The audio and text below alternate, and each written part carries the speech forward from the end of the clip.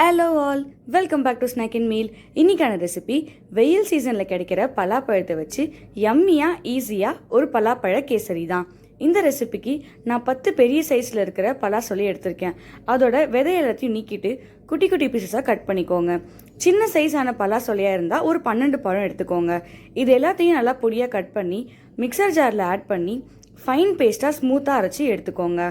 பேனில் 2 table spoon அளவுக்கு நெய் ஆட் பண்ணி 20 முந்திரியை சேர்த்து மீடியம் ஃப்ளேமில் அதை நல்லா லைட் கோல்டன் ப்ரௌன் ஆகிற வரைக்கும் ஃப்ரை பண்ணி தனியாக எடுத்து வச்சுக்கோங்க. அதே பேனில் 20 காஞ்ச திராட்சையை சேர்த்து நல்லா வறுத்து எடுத்து வச்சுக்கோங்க. அரை கப் அளவு ரவையை நெய் இருக்கிற பேனில் ஆட் பண்ணி மீடியம் ஃப்ளேமில் நிறம் மாறாத அளவுக்கு வறுத்து எடுத்து வச்சுக்கோங்க. பேனில் 2 டேபிள் ஸ்பூன் அளவுக்கு நெய் ஆட் பண்ணி அரைச்சி வச்ச பலாப்பழ விழுதை சேர்த்து ஒரு 2 நிமிஷத்துக்கு நெய்யிலே நல்லா வதக்கிக்கோங்க.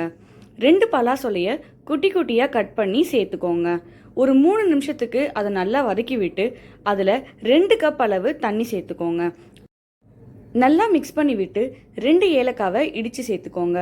ஒரு பிஞ்ச் அளவு உப்பு ஸ்வீட்னஸை நல்லா என்ஹான்ஸ் பண்ணி கொடுக்கும்.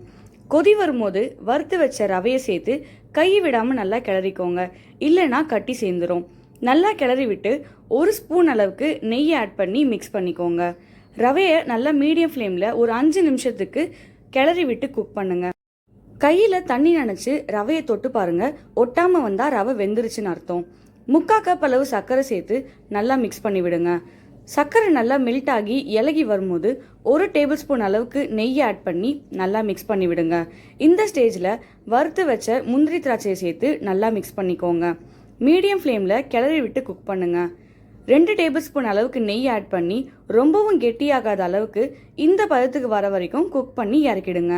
அவ்வளோதான், ஈஸியான யம்மியான பலாப்பழ கேசரி ரெடி.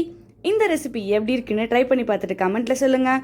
இந்த வீடியோ உங்களுக்கு பிடிச்சிருந்தா லைக் பண்ணுங்கள், சப்ஸ்கிரைப் பண்ணுங்கள். இந்த வீடியோவை உங்கள் ஃப்ரெண்ட்ஸ் அண்ட் ஃபேமிலிக்கு ஷேர் பண்ணுங்கள். ஏன்னா any one can cook. Thanks for வாட்சிங் ஸ்நாக் அண்ட் மீல். உங்களை நான் அடுத்த வீடியோவில் சந்திக்கிறேன். பாய்.